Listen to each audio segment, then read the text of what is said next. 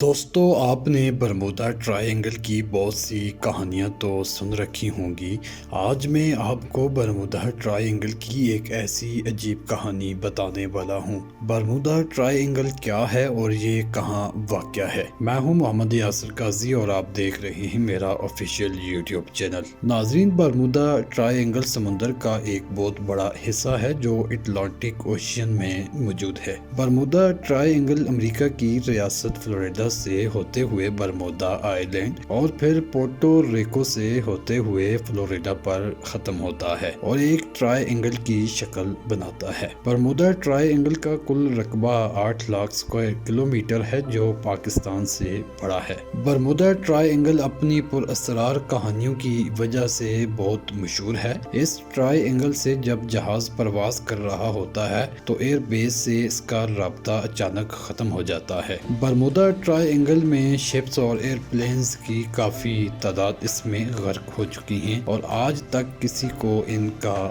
علم نہیں ہے۔ آخرکار برمودا ٹرائی اینگل میں ایسی کیا خوبی ہے اس کے قریب جانے والی شپس اور ایئر پلینز کا آج تک کسی کو سراغ نہیں مل سکا ہے۔ 5 دسمبر 1945 کو یو ایس نیوی کے 5 بمبر ایئر کرافٹ امریکہ کی ریاست فلوریڈا سے اڑان بھرتے ہیں اور چند ہی گھنٹوں کے بعد وہ برمودا ٹرائی اینگل میں داخل ہوتے ہی ریڈار سے اچانک گم ہو جاتے ہیں۔ ان ایئر کرافٹ میں 14 یو ایس نیوی کے لوگ سوار تھے اور یہ ان کا روٹین ٹریننگ مشن تھا۔ دوستو، یو ایس نیوی کے یہ 5 bomber aircraft Bermuda triangle میں تباہ ہو جاتے ہیں اور آج تک ان کا کسی کو بھی علم نہیں ہے۔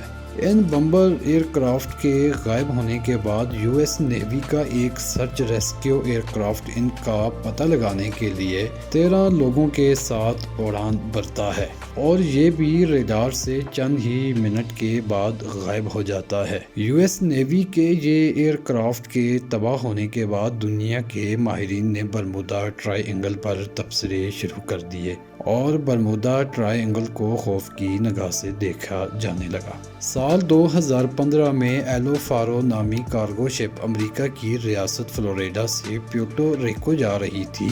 1 اکتوبر 2015 کو اچانک ریڈار سے غائب ہو چکی تھی۔ یو ایس کوسٹ گارڈ اور ایئر فورس نے ایک آپریشن شروع کر دیا اور یہ ایلو فارو نامی کارگو شپ 1 ماہ کے بعد 15,000 فٹ سمندر کے نیچے سے اس کی چند ہی باقیات ملی۔ برمودا ٹرائی اینگل پر دنیا کے ماہرین نے کافی تبصرے کیے ہیں۔ ماہرین کا خیال ہے کہ برمودا ٹرائی اینگل میں کچھ مقناطیسیت موجود ہے جس کی وجہ سے یہاں سے گزرنے والی شپس اور ایئر پلینز کو یہ مقناطیس اپنی طرف کھینچتے ہیں۔ اس سے ملتی جلتی ایک اور کہانی بھی برمودا ٹرائی اینگل کے بارے میں بیان کی جا رہی ہے کہ سمندر کے اس حصے میں کچھ ایلین اور سی مانسٹر موجود ہیں جو شپس اور ایئر پلینز کو اپنی طرف کھینچتے ہیں۔ تاہم برمودا ٹرائی اینگل کے بارے میں ماہرین نے جو بھی تبصرے کیے ہیں ان کا سچائی سے دور دور تک کا بھی تعلق نہیں ہے۔ یہ بات تو سچ ہے، برمودا ٹرائی اینگل میں آج تک کئی شپس اور ایئر پلینز تباہ ہو چکے ہیں۔ دوستو، برمودا ٹرائی اینگل کے بارے میں ہماری ویڈیو کیسی لگی